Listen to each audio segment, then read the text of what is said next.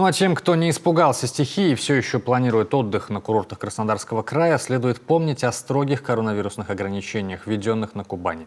Сейчас, чтобы заселиться в гостиницу или санаторий, нужно иметь на руках несколько справок. Подробности у Марины Ладановой.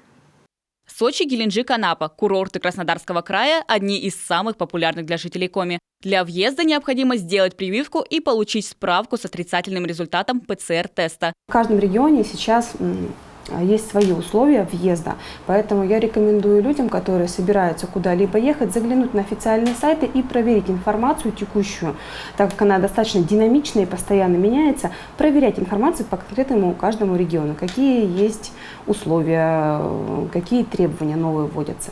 С 1 августа в Краснодарский край можно приехать с отрицательным ПЦР-тестом. Однако непривитые туристы в течение 3 дней должны вакцинироваться. Ужесточение правил привело к тому, что многие туристы массово сдают путевки, выбирают Турцию или Египет, опасаясь, что вместо отдыха на Кубани они получат одни проблемы. Как на самом деле обстоят дела с ковидными ограничениями в курортном регионе, мы узнали у жителя Краснодара.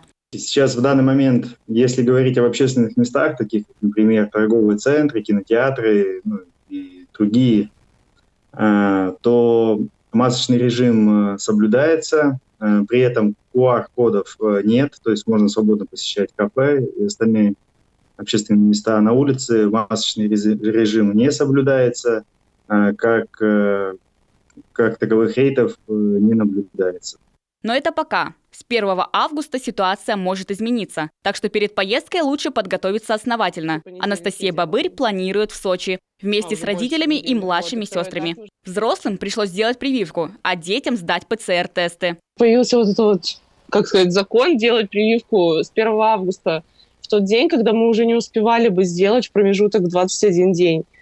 Получается, что нам сказали в больнице, что мы можем договориться, нам либо сделают чуть-чуть пораньше, либо мы вообще там сделаем, туда приедем и там уже сделаем. Туристы, которые успели уехать на отдых до 1 августа, под ограничения не попадут. Всем остальным следует помнить, правила пребывания на курортах постоянно меняются. Марина Ладанова, Олег Юшков, телеканал Юрган, Сыктывкар.